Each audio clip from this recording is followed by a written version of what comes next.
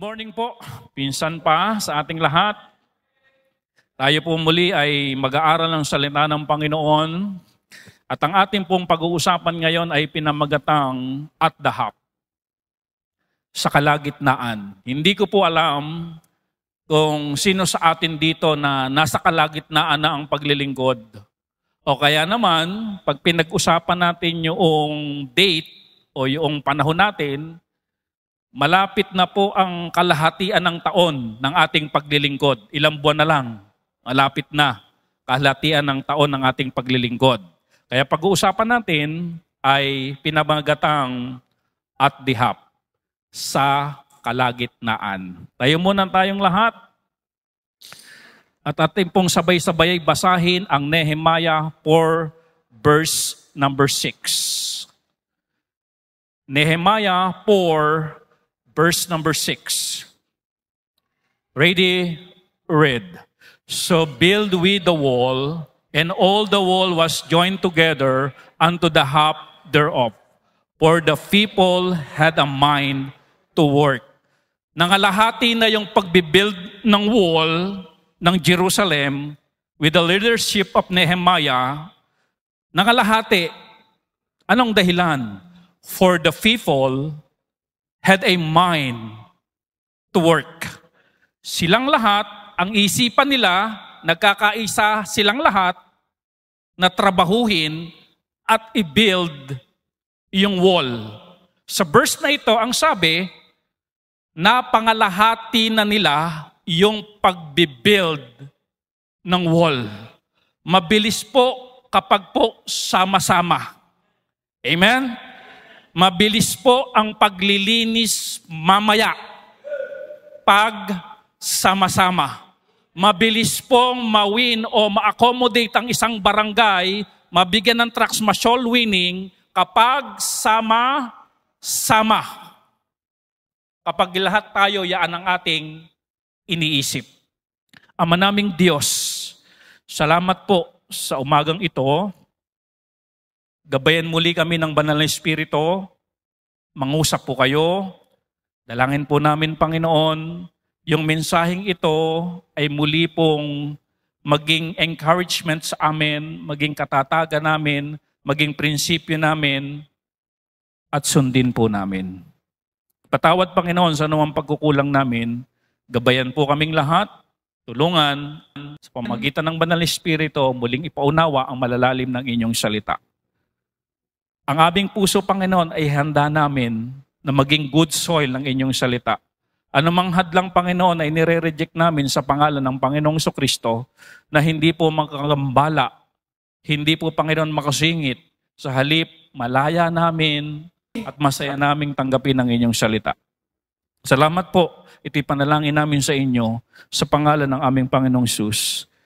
Amen. Umupo na po tayong lahat. Tanong, bakit kailangang i-build ni Nehemiah ang wall? Nung mabalitaan ni Nehemiah na ang wall ay wasak, binigyan siya ng Diyos ng matinding burden para itayo niya yung wall ng Jerusalem. Bakit po? Gaano ba kahalaga ang wall? Gaano kahalaga? Wall, number 1, speaks about restoration and renewal. Kaya gusto itayo eh. Ito ay pumapatungkol sa restoration at saka renewal. Ano po ito, Pastor? Ganito po yon. Sa tuwing ang mga Israelita tatalikod sa Diyos, sasamba sa Diyos-Diyosan, paglilingkuran si Baal, magdi-disobey sa Diyos, ang gagawin ng Diyos, parang inaantok na lahat Tingin nga kayo lahat sa akin. Alam niyo, pag nagpipreach ako at tumitingin ako sa mga tao, si mga tao parang gumaganon, walang gana akong mag-preach. Parang gusto ko nang tapusin ng 3 oras. Are you happy this morning? Oh, alam ko po ilan sa inyo, puyat, pagod. Pero maging masaya tayo ngayon, no? Amen? Okay, balik tayo sa istorya. Tuwing nagdi-disobey sila sa Diyos, ang ginagawa ng Diyos, yung mga kalabang bansa nila, pinapasakop sila. Pinapasakop silang lahat. Tapos, of course, sinakop sila. Ang gagawin ng mga bansang sumasakop sa kanila, lahat ng mga pader nila, winawasak. Yung templo, kinukuha lahat ng mga gold doon, lahat ng mga ari-arian doon. May isang pagkakataon pati yung templo, winasak eh. Kasi ganun eh, kapag pinasok ng kalaban, of course, wawasakin ng mga wall para madali nilang balik-balikan yon. Kaya ibig sabihin mga kapatid, kapag ang wall nila ay wasak, ibig sabihin, titignan ng mga taong nakapaligid, nag-disobey kasi sila. Kaya yung kanilang wall, winasak ng kalaban. Pinatalo ng Diyos itong mga Israelitang ito kasi pasaway. Kaya mga kapatid, ang nais ni Nehemiah, i-build ang wall para ipakita sa mga tao na sila ay gusto nang sumunod, ipakita sa tao na gusto na nilang ma-renew ang kanilang commitment sa Diyos, ang kanilang obedience sa Diyos, para makita ng mga tao kapag may wall na at may dumaan na ganon, nakagawa sila ng wall. Nalugod ang Diyos sa kanila. Kaya wall speaks about restoration and renewal. Alam niyo, tuwing tayo magdi-disobey sa Diyos, may mga wall na bumabagsak. Nagiging hindi tayo secure sa mundo. Pangalawa na reason, bakit gustong i-build ni Nehemiah ang wall? It speaks about security and separation. Kapag may wall, yung mga outsider, hindi pwedeng makapenetrate. Yung outside influence, kapag may wall, hindi makakapenetrate. Anumang influence sa labas ng immorality, ng worldliness, because of the wall, it's so hard to penetrate. Hindi sila pwedeng makapunta eh. Hindi sila pwedeng maka-influensya eh. Kasi may wall eh. Hindi sila pwedeng makapunta sa loob kasi may wall. Yung mga nasa loob, secure sa influence galing sa labas. Kaya wall speaks about security and separation. Amen? Alam niyo, bilang yung mga magulang, talagang ginagawa nilang lahat para yung mga anak nila ay masecure. Huwag ma-impluensyahan ng mundo. Huwag silang ma-penetrate ng mga bisyo. Anong mga wall ang ginagawa ng mga magulang? Ipinagpe-pray nila. Wall yan eh. Sinasama nila dito sa church. Pinapayuhan nila. Pinapangaralan nila, anak. Umating ka ng church para makarinig ka ng salita ng Diyos. Para tumatag ka, tumibay ka. Gigisingin kayo ng mga aga. Kahit antok na antok kayo, galing ng graduation na inabot ng 3:00. Gigisingin kayo, isasama kayo sa church. Bakit po? Maintindihan nyo mga kabataan, ang magulang nyo gusto kayong proteksyonan. Sila ay nagbe-build ng wall para hindi kayo ma-penetrate ng kasalanan. Dahil ang kasalanan, ang ending nito hindi maganda. Salamat po mga magulang kung kayo ay nagbe-build ng wall para sa inyong mga anak. Nawa mga anak, maintindihan nyo naman na kapag ginigising kayo sa umaga, ma-appreciate nyo. Salamat nanay, salamat tatay. Nagbe-build kayo ng wall para hindi ako ma-penetrate ng impluensya ng mundo. Amen? Kuminsan pag may ipinopost kayo sa Facebook, kinakausap kayo kaagad. Anak, huwag ka nagpo-post ng ganito. Kristiyano tayo. Security and separation. Mahalaga ba yung wall? Mahalaga. Pag walang wall, walang security, at walang separation. Kapag walang wall, walang restoration, walang renewal. Pangatlo, wall speaks about unity and testimony. Di po ba? Pag nagkakaisa, maganda pa totoo. Pero pag hiwa-hiwalay, watak-watak, even sa family, hindi maganda ang patotoo.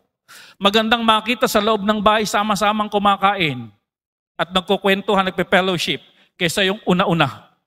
Dahil may samaan ng loob, kaya una-una. Kapag may kumakain sa kusina, isa na sa kwarto. Pinapakiramdaman kung tapos na. Kapag tapos na, lalabas siya naman ng kakain. Speaks about unity and testimony. Mga kapatid, ang wall, napakaluwang nito. Hindi kaya itong gawin ng 3 tao. Hindi ito kayang gawin ng 10 tao. Kailangan nilang lahat na mag-participate. Kailangan ng unity para ma-build ang wall. Naalala ko tuloy nung kapitbahay natin dyan, si Ate Josie, nung binibuild itong church natin, after worship paghapon, hapon ng linggo, lahat ng miyembro nandito. Mga nakabistida pa, sila Janice, mga miyembro kabistida pa. Hawak ng pala, kasi nung araw, hindi ma-penetrate ito ng truck. Kaya yung mga buhangin, dyan lang itinatambak sa mga kalsada, kinukuha namin pa, nililipat namin lahat dito. Nakita tayo ni Ate Josie, galing naman ng mga yon, may pagkakaisa sila, sama-sama sila, at saka masaya nilang ginagawa. Amen? Kapag may unity, maganda ang testimony. Ayun bang, bago bumutok ang 8:30, nandito na tayong lahat. Ang gandang testimony nun. Amen? Kapag nagkakaisa, maganda ang patotoo. Okay? Yung bang mamaya, pagkayarin natin ng worship, wala mo nang uuwi, asikasuhin muna natin to, lilinisin. Ang gandang tignan po noon. Masarap sa painggan. Kesa yung, ay umuwi na si ano eh. Ay umuwi na si ano. Ay umuwi na si ano. Ay umuwi na si ano. Ay umuwi na si ano. Dalawa na lang tayo dito ah. Auwian na lahat ah. Kapag may unity, maganda ang testimony. Amen? Let's build our testimony. Amen? Sa pamamagitan ng unity. Maganda po. Ng reason kung bakit kaya dapat i-build yung wall.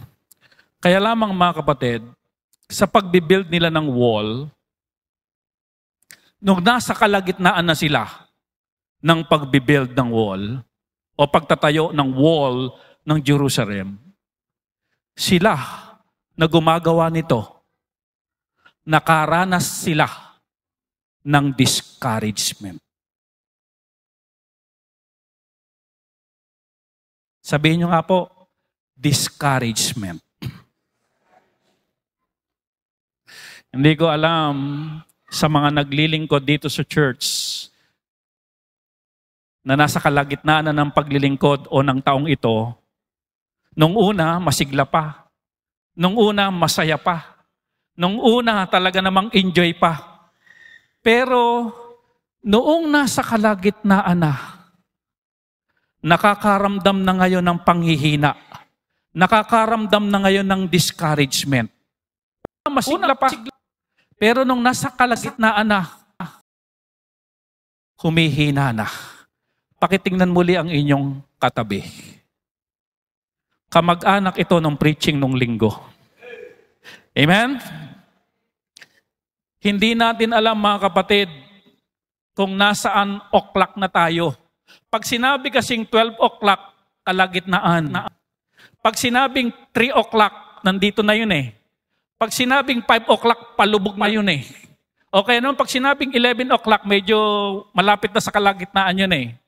Hindi ko alam mga kapatid kung saan o'clock na yung buhay natin, yung paglilingkod natin. Nawa ngayong umaga, maging encouragement kung sino man sa atin ngayon ang nakakaramdam na ng panghihina o discouragement. Iisa-isahin natin mga kapatid, samantalang ang sabi kanina ng Biblia, nagkakaisa sila, ang isip nilang lahat i-build yung wall. Masigla sila nung una, nagkakaisa sila. Pero mga kapatid, ito nga, nakaranas sila ng discouragement. Ano po ang mga factors of discouragement na nakalagay sa Nehemiah? Number 1, patig. Patig. Sa Tagalog, ano yung Tagalog ng patig? Sobrang pagod. Pagod sila. Sabi ng Nehemiah 4 verse number 10, and Judah said, nagbalita, the strength of the bearers of burdens is decayed. The word decayed, nanghihina na. Yung mga tagapagpasan, yung mga gumagawa, sabi nga noon, nanghihina na. Napapagod na.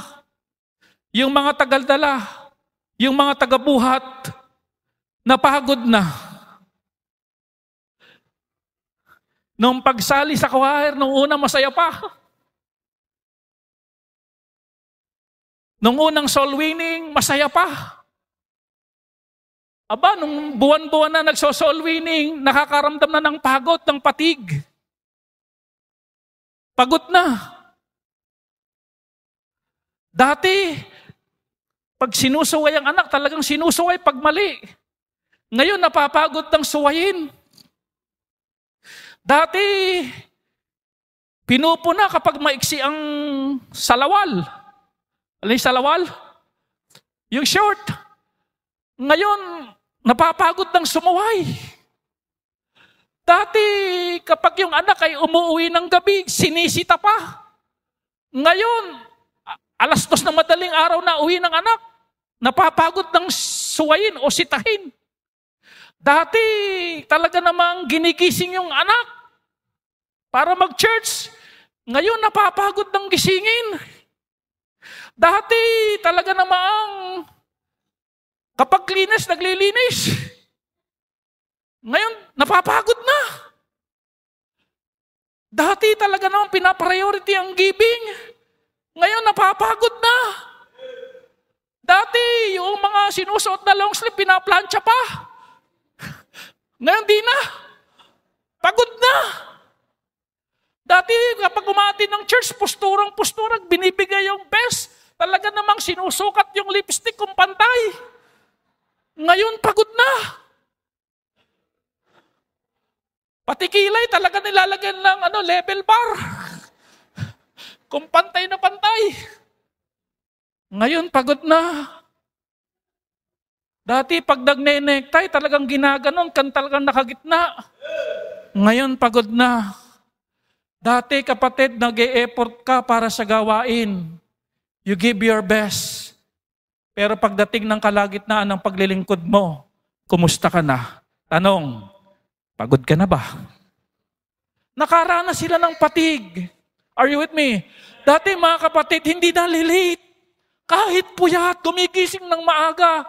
Pero ngayon, pagod na. Dati pag preaching, masaya, excited. Ngayon, pagod na. Patig. Pakitignan nyo nga yung katabi nyo. Pagod na ba sila? O tulog na. 2 buwan pa, di ba, bago mag-June? Bakit ala pa sa kalagitnaan, daig nyo pa yung mga Israelita, Mga mukhang pagod na pagod. Yung mga tagabuhat, listen carefully. Kapag ikaw ay may ministry dito sa church, may binubuhat ka sa gawain ng Panginoon. Kung ikaw ay nagpe-pray dito every morning, ano tawag sa kanila? Artillery? Prayer warrior? Kailangan pumunta ng maaga May binubuhat ka dito. Alam mo, ang binubuhat mo dito ay mga burden ng church. Yung mga prayer requests, pinagpe-pray mo yung mga hindi nagpe-pray. O, di ba ganyan? Kung ikaw ay preacher dito sa church, may binubuhat ka na burden. Nahihirapan ka kung minsan na sabihin kasi alam mong may tatamaan. Pero wala kang magawa kasi mensahe ng Diyos yun eh. Kung ikaw ay nagko-choir, may burden ka na binubuhat, may bigat ka na binubuhat.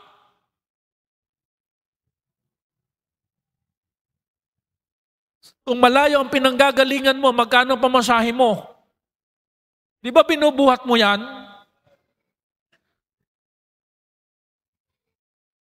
Salamat, may nakita na tayong resort. Bumili na sila ng inflatable pool. Yung resort. O, para makatipid tayo, di ba? Sila nang bumili. Kasi alam ko, choir, pagod kayo. Kailangan nyo ma-unwind. Amen?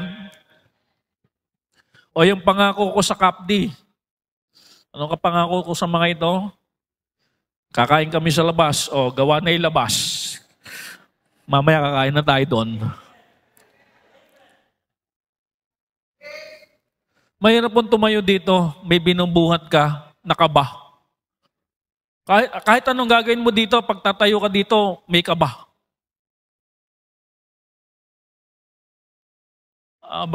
Dalawang buwan pa para mga lahati Pero feeling mo, December na. Pagod na. Tagabuhat. Say amen lahat ng may ministries dito sa church. May binubuhat ka. May binubuhat ka. Mabigat. Yung mga family, binubuhat niyo ang pamilya niyo. Kaya nga sa anniversary, ang ating goal, madala yung mga loved ones natin, I do believe binubuhat niyo sila. Burden niyo sila na sila'y maligtas. Burden niyo sila na huwag mapahamak sa impyerno. Binubuhat niyo sila sa panalangin. Burden yan, mabigat yan sa puso. Kaya sa ating anniversary, dali natin sila. Amen? May binubuhat. Sino mang may binubuhat, kapag matagal na yung binubuhat, nakakaramdam tayo ng bigat. For example, itong microphone na ito, magaan lang to, di ba?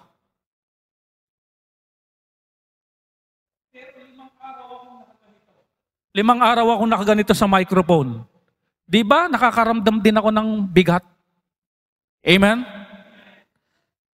Nakakaramdam sila ng pagod. Sabi dito, ang kapaguran ay nagpapahina ng loob. Di po ba? Pag pagod na tayo, nadidiscourage na tayo, umihina na yung loob natin, parang ayaw na nating lumaban. Hindi lang ito nagpapahina ng loob, kundi tinatanggal din ito yung tapang ng sino man na nakakaranas ng kapaguran.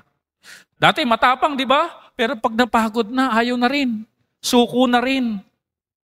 Ano po? Una, patig. Pangalawa, frustration.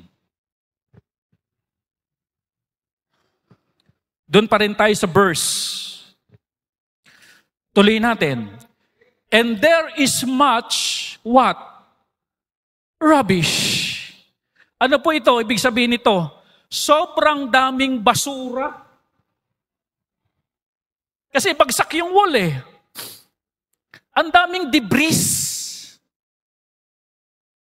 Ang dami. Pagod na sila. Napoprostrate na sila. Pag tinignan nila yung lawak ng debris o ng mga basura o yung mga kalat, andun yung frustration. Naku, ang dami pa. Nakakakalahati pa lang tayo, ang dami pa. Parang ganito. Napoprostrate na tayo. Kumisan sa asawa natin, naku, kailan kaya talaga ito magbabago? I do my best na maging mabuting husband. I do my best na maging mabuting wife. I do my best na maging mabuting magulang sa anak na matigas ang ulo. Napoprostrate na tayo.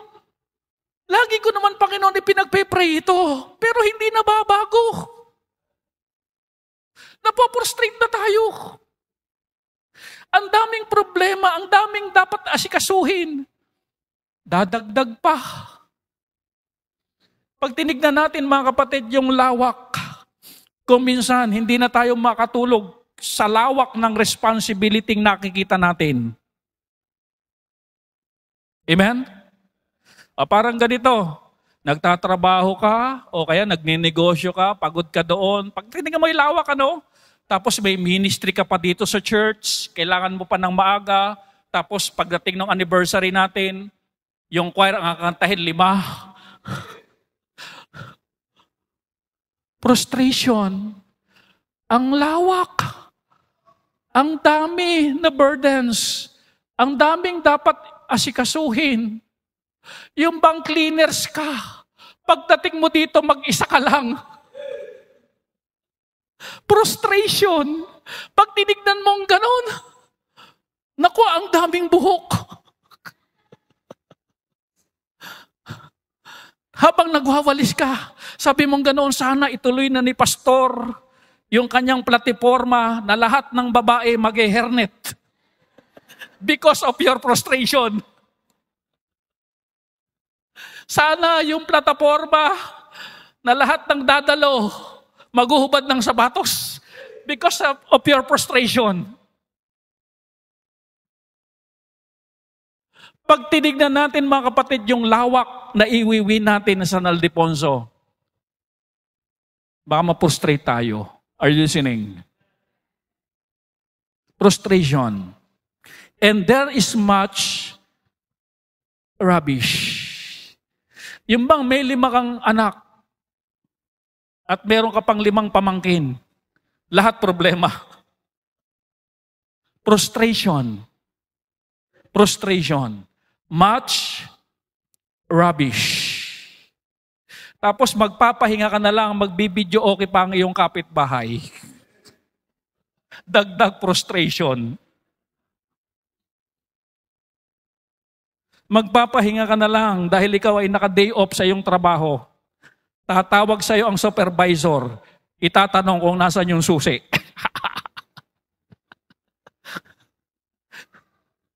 Frustration. Tingnan uli ang katabi niyo. Madami bang bigat? Kaya nabuprostrate na? Madami ba siyang iniisip? Na talaga namang gusto niya talaga lahat talaga maayos. Kaya lang, ang dami talaga Ang dami talaga. Yung kakabayad mo lang ng bill. Tapos meron namang bill. Frustration. Pangatlo, factors of discouragement. Failure. Failure. Sabi ganoon, sundan natin yung verse. So that we are not able to build the wall. Suko na sila, mga kapatid. Nung nasa kalagitnaan na yung wall, sabi ng mga tao, Nehemiah, hindi na talaga nating kaya na ituloy ang wall. Yung suko na sila, ang tingin na nila sa kanilang sarili, failure. Panginoon, talagang yung ugali nitong ipinagpipray ko, suko na po talaga ako, malaking failure po ako. Hindi ko talaga kayang baguhin ito, hindi talaga, suko na talaga ako, matigas talaga ulo. Ayoko na, Panginoon, failure na po ako, suko na po ako. Hindi na kaya. Sabihin nyo nga po, hindi na kaya. Na ituloy pa.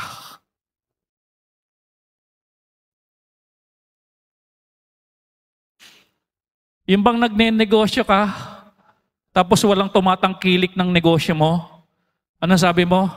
Hindi na kaya. Suko na ako. Yung bang talagang pumapasok ka sa trabaho mo, yung supervisor mo mataas sa'yo, sabi mo talagang hindi ko na kaya ugali nito. Failure na.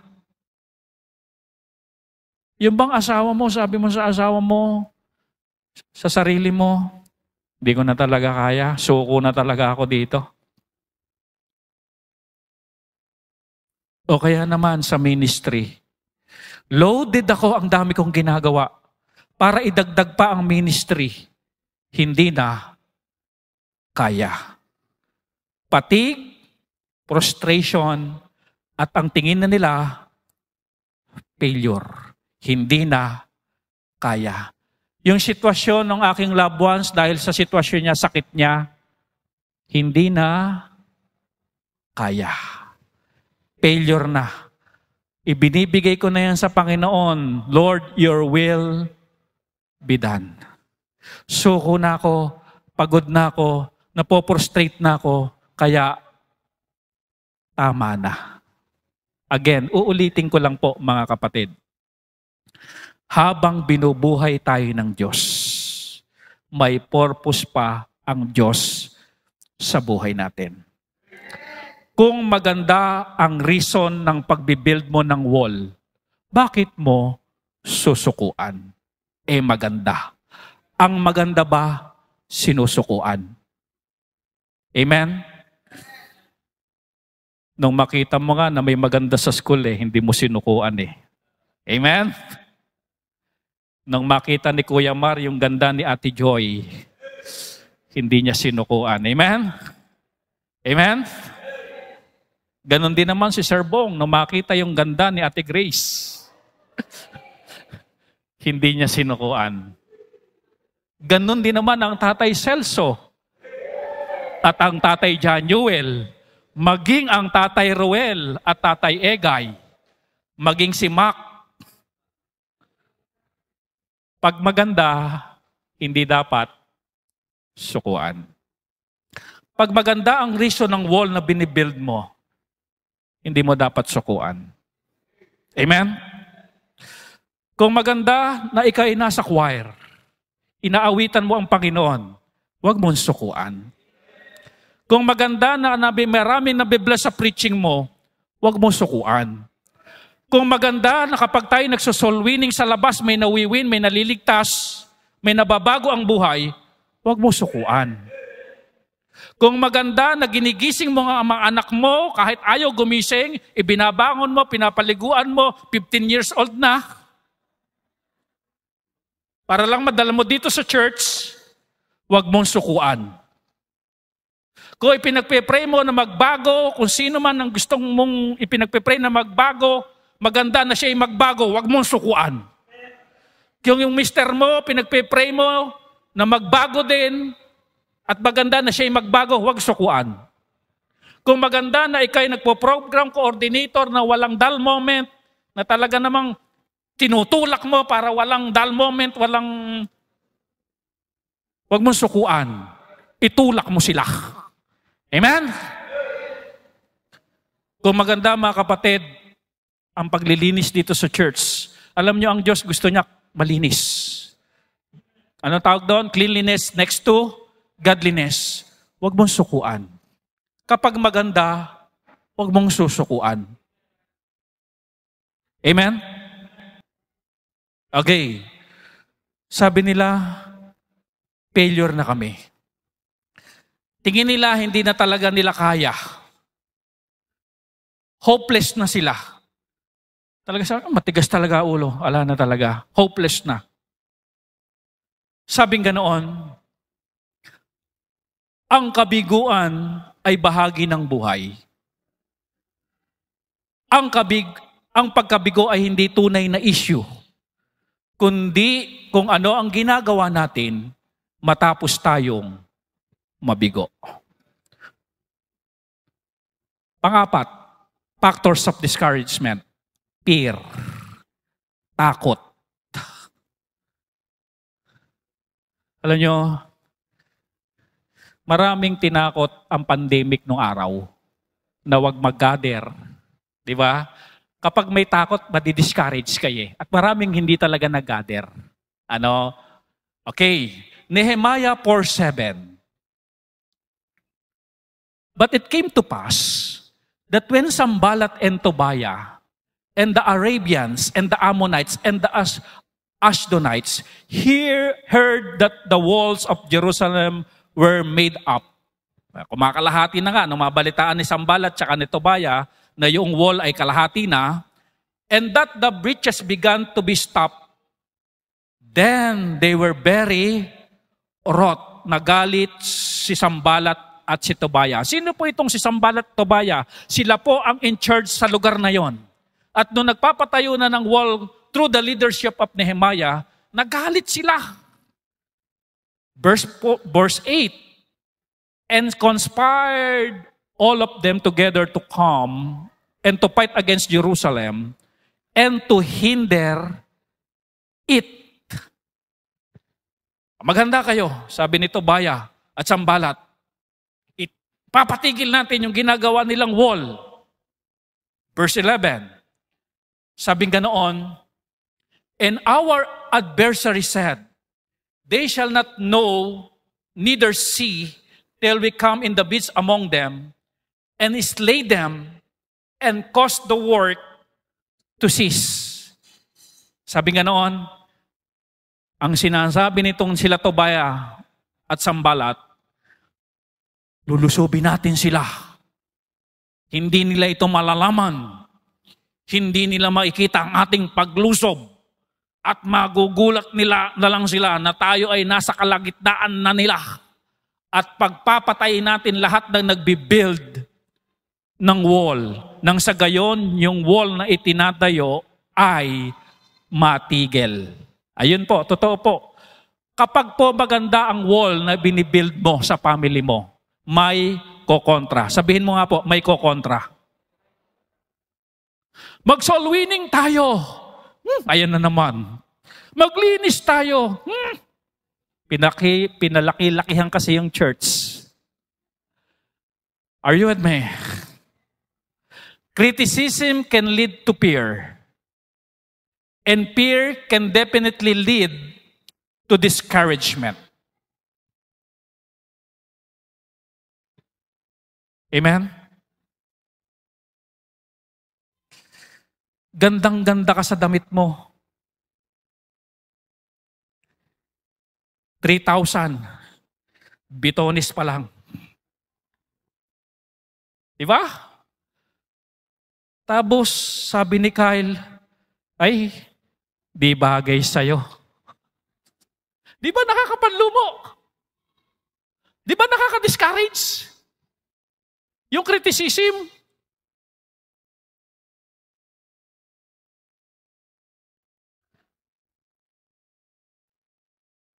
Tapos sabi pa ni Kyle, nako, may nabalitaan ako na ganyan na damit din. 3,000 kada bitones. Pinasok yung bahay. Ninakawan, pinatay pa yung may suot. Di ba nakaka-discourage? Kapag negative yung criticism, sabihin nyo nga po, negative criticism. Nakaka-discourage yan. Yung bang umimin ang lahat sa kanta ng choir. Tapos biglang may nag-criticize, merong isa hindi nakasabay. Tuloy tingin lang kayo, sino yon? Yung criticism, mga kapatid, nakakapanghina ng loob yan. Kaya ingatan ko minsan natin yung pagbibigkas natin ng mga salita. Baka kung minsan pinanghihina pa natin ng loob yung mga nanglilingkod. Ang kailangan nila kung minsan encouragement. At maganda yung constructive criticism. Kapag destructive criticism, nakapanghina talaga yan. Criticism can lead to fear, and fear can definitely lead to discouragement. Yan po, yung mga factors, ilan po yun? 4. Pagod na sila, frustrated na sila, failure, and then fear. Yung bang ang ganda-ganda ng bangon mo, biglang may nabasa ka na post sa Facebook na parang ikaw ang pinatatamaan, di ba nakaka-discourage? Kaya mag-ingat din po kaka-post. sa Facebook. Huwag po yung parinig ng parinig sa Facebook. Mali po yan. Are you with me? Tapos may magko-comment pa, oo nga, maraming ganyan.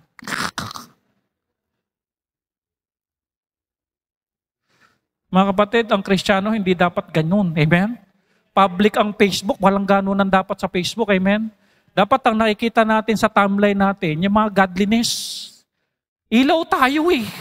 Abay, sa Facebook ba hindi tayo ilaw? Sa Facebook ba unbeliever tayo? Are you with me? Sa social media ba unbeliever tayo? O Kristiyano pa rin tayo sa social media? Abay, hindi kapag Sunday lang tayo Kristiyano, tayo balot na balot dito. Are you with me? Cry out. Ano ang dapat gawin? How to overcome discouragement? Number 1, cry out to God. Kung ikay pagod na, napoprostrate ka na, iyak mo sa Diyos. Sabihin mo nga sa katabi mo, iiyak mo sa Diyos. Sabihin mo sa Diyos. Ito po ang ginawa nila nung sila'y nakakalahati na ng wala at mga pagod na yung mga tao. Discouraged na. Nehemiah 4 verse 4. Hear, O our God, for we are despised, and turn their reproach upon their own head, and give them for a prey in the land of captivity. Verse 9. Nevertheless, we made our prayer unto our God, and set a watch against them day and night because of them. Unang hakbang, pagpagod ka na, you pray. Pag discourage ka na, you pray.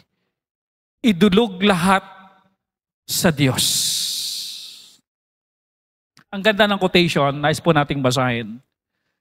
The first place to begin when discouragement sets in is what? Prayer. To ask God to intervene in the issue at hand. Ano ba talaga ang dahilan ng discouragement mo, kapatid? You pray. Nag-browse ako noong prayer group, noong nag-prayer group kagabi. May mga prayer request na rin sila ngayon doon. May mga testimony. Amen po. Ano ba yung dahilan ng discouragement mo? Mamaya, kapatid, I encourage you, sabihin mo dito sa Panginoon. Specifically, Lord, ito po ang dahilan ng aking discouragement. Talk to God. Kausapin ng Panginoon. Panginoon, ito po yung dahilan ng aking discouragement. Prostration. Lord, ang dahilan po ng aking discouragement is pagod na po ako. Bigyan mo po ako ng lakas, ng strength. Help us, Lord. Pangalawa, cry out to God. Pangalawa, continue the work God has given you to do. As I said kanina, kung maganda ang reason ng wall mo, ituloy mo. Amen? Continue the work. Continue the work. Nehemiah 6:3. And I sent messenger unto them, saying, kasi sabi ni Sanballat, Nehemiah, bumaba ka muna dyan. Mag-usap tayo. Nagpadala si Nehemiah ng messenger sa kanya, at ito ang laman ng mensahero ni Nehemiah, saying, I am doing a great work. Bakit ko ititigil to? Great work ito. Bakit ko ititigil ito? Maganda yung dahilan ng pagbibuild ko ng wall. Pagod ako pero hindi ako titigil. Sabihin nyo nga po ako, pagod ako pero hindi ako titigil. Kasi great work ito. So that I cannot come down. Why should the work cease? Bakit ko ito ititigil? Which I leave it. Bakit ko ito iiwan? I come down and come down to you. Bakit ako mag-uubos ng panahon sa iyo? Hindi ko ititigil, hindi ko ito iiwanan. Itutuloy ko ito kasi ito ay great work. Bakit ko ititigil ang soul winning? Great commission ito. Amen? Amen? Bakit ako mahihiya? Great commission ito. Great work ito. Bakit ko ititigil ang pagpuri sa Diyos? Great work ito. Bakit ko ititigil ang paglilingkod sa Diyos? Great work ito. Bakit ko ititigil? Continue. Sabi sa katabi, continue. Tuloy lang po. With matching himas sa likod. Tuloy lang tayo, kapatid. Tuloy lang. Marami na pong hindi tumutuloy, pero tuloy lang. Tuloy lang. Tuloy lang. Bakit po? Number 3, bakit kailangan mong tumuloy? Hindi lang yung great work. Verse 3. Concentrate on the big picture. Para ba maano tayo, ma-repress? Concentrate on the big picture. Para ba ganahan ulit tayo? Concentrate on the big picture. Ano po yung big picture? Nehemiah 4:14. Kuminsan kasi ganito, hindi natin nakikita ang big picture. Ang nakikita lang natin, pagod, frustration, failure, fear. Yun lang ang nakikita natin. Pero pag tinignan natin yung big picture, parang ang gagawin natin mga kapatid, maglilist tayo nito. Gumaganyan. Pagod na yun Pag nakita yung big picture. Pastor, ano po yung big picture? Nehemiah 4:14. And I looked and rose up and said unto the nobles and to the rulers. Kinausap niya yung mga nobles, yung mga matatalino, and mga rulers, yung mga leaders, and to the rest of the people. Kinausap ni Nehemiah, be not ye afraid of them. Huwag kayong matakot kay Sambalat, kay Tobaya, na pinipigil yung paggagawa natin ng wall. Remember the Lord, which is great and terrible, and fight for your brethren. That is the big picture. Bakit ka susuko? Pag tumigil ka, paano yung mga kapatid mo? Paano yung mga anak mong lalaki? Paano yung mga anak mong babae? Paano yung mga asawa natin? Paano yung mga tahanan natin? Yung mga asawa natin, hindi yung maraming asawa. Amen? Pag tumigil tayo, di titigil na rin sila. Amen? Pag tumigil tayo, ipag-pray sila. Ang tanong, sino magpipray sa kanila? Alangan namang si kapitan o yung kapitbahay nyo. Pag tumigil tayong imbitahan sila, abay hindi yan iimbitahan ng kapitbahay nyo. Pag tumigil ka mga kapatid, sino ang titignan nila? Amen? May mga kapatid tayo dito ang talagang pibigat ng problema. Tama ang gagawin nyo. Mag-worship pa rin kayo.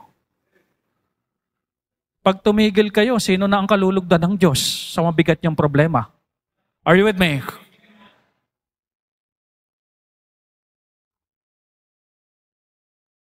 Kapag tumigil ang prayer meeting dito, wala nang magpipray sa mga membro. Are you with me?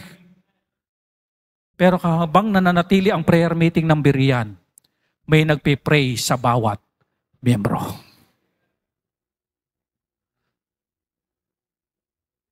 Amen? Ang dami pang dapat ayusin sa pamilya namin, ang dami pang dapat gawin. Pero pag tumigil tayo, nakakalimutan natin yung big picture. Big picture.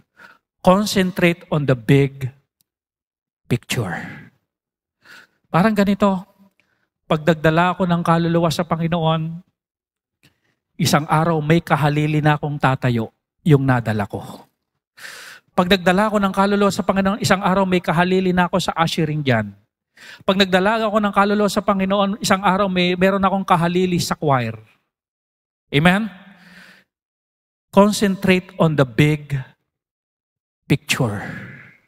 Big picture. Pag hindi ko itinuloy itong pagninegosyo ko, magka-college yung anak ko. Amen? Amen? Concentrate on the big picture. Di po ba? Pag tinignan natin ganon, as I said, magbabagong lakas ulit tayo. Teka lang, bakit ba ako tumitigil? Maraming nakatingin sa akin.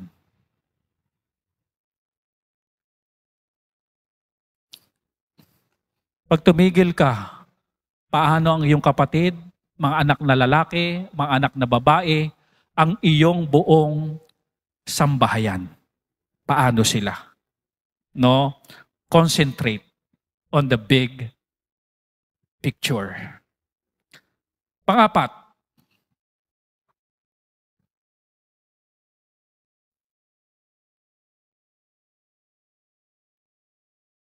claim the encouragement found in God's promises. Claim. Available yan.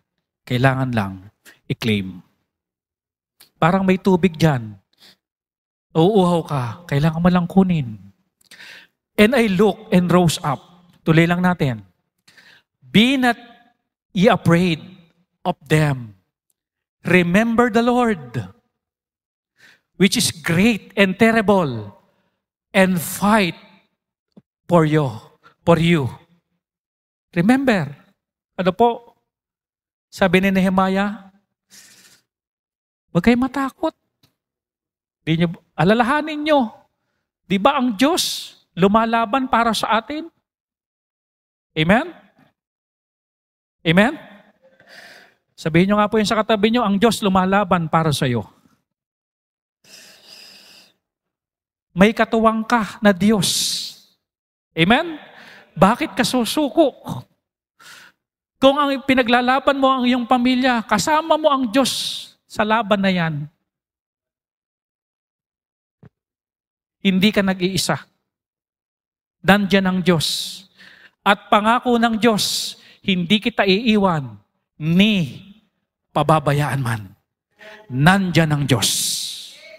Sa bawat pagtatayo mo ng wall na nakakapagod, kasama mo ang Diyos.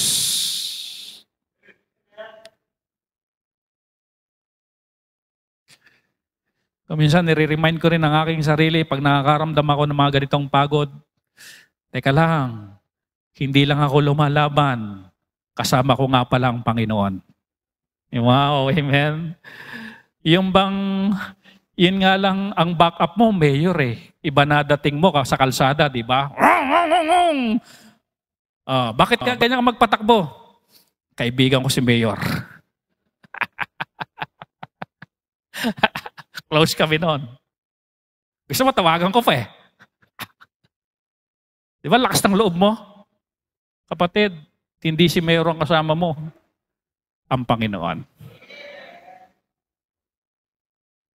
Bakit parang mukhang talunan ka at iniisip mo na talunan ka? Powerful God ang kasama mo na nangako na hindi mang-iiwan ni magpapabaya. Iiwanan ka ng lahat pero ang Panginoon hindi. Iwanan ka ng jowa. Pero ang Panginoon hindi. Psalm 61 verse 2. Ito ang sabi ni David. From the end of the earth will I cry unto thee. When my heart is overwhelmed. Yung bang pagod na si David.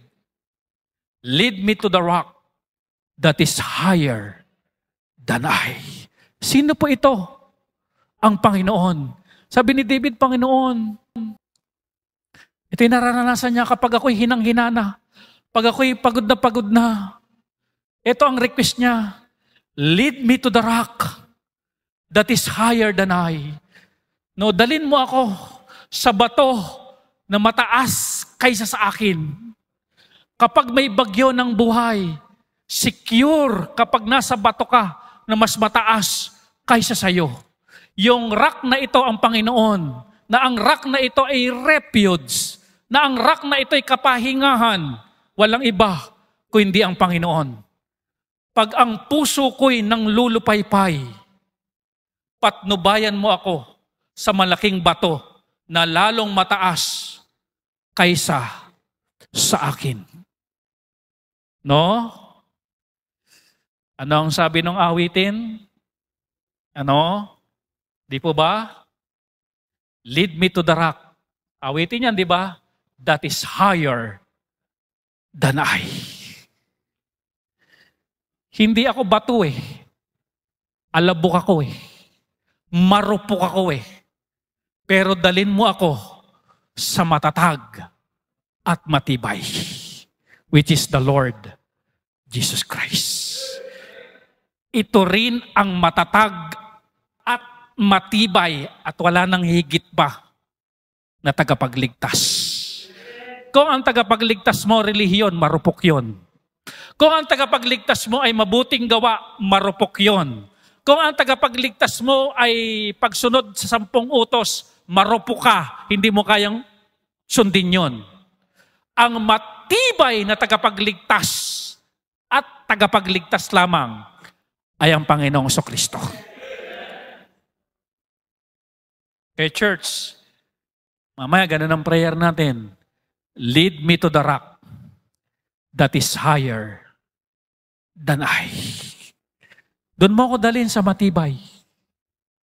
Kahit lumindol ng 7.7, doon mo ko dalhin. You will experience hope, peace sa kanlungan ng Panginoon. Amen? Tayo tayong lahat, tayo mananalangin. Ama naming Diyos na makapangyarihan sa lahat, salamat po sa mensahe. Batid niyo po ang aming mga kalalagayan bawat isa sa amin. Meron sa amin nawawala na ng gana. Wala na yung joy because of the fatigue, frustration, fear, and failure. Kuminsan may mga palpak na kaming nagagawa, naiinis na kami sa aming sarili, nagkamali na naman kami, at humahantong kami sa panghihina na ng loob, na ayaw na naming magpatuloy. Kuminsan, iniisip namin, mali yata yung desisyon, ang failure yata yung desisyon na. Mali yata At nadi-discourage na kami. Ayaw na naming ituloy yung mga gandang bagay na gusto naming itayo. It's either ministry o yung aming pampamilya. Kapatid, kung ganyan ang iyong sitwasyon, cry out to God. Concentrate on the big picture and claim the promise of God na hindi siya mangiiwan at hindi magpapabaya. Come on. Kung kinausap ka ng Panginoon, cry out to God. Panalangin mo rin sa Panginoon, Panginoon, hindi ko po ititigil itong magandang layunin para sa aking pamilya. Hindi ko po ititigil itong great work, itong aking ministry, kasi great work ito. Pag tumigil ako, paano na yung mga nakatingin sa akin? Kung ititigil ko yung prayer, paano na? Sino magpe-pray? Kung ititigil ko yung mga pagsaway, yung pag-correction, pag-rebuke, sino na magre-rebuke sa kanila? Sino na magko-correct sa kanila? Kung napapagod ka na ng kagaganon, talk to God.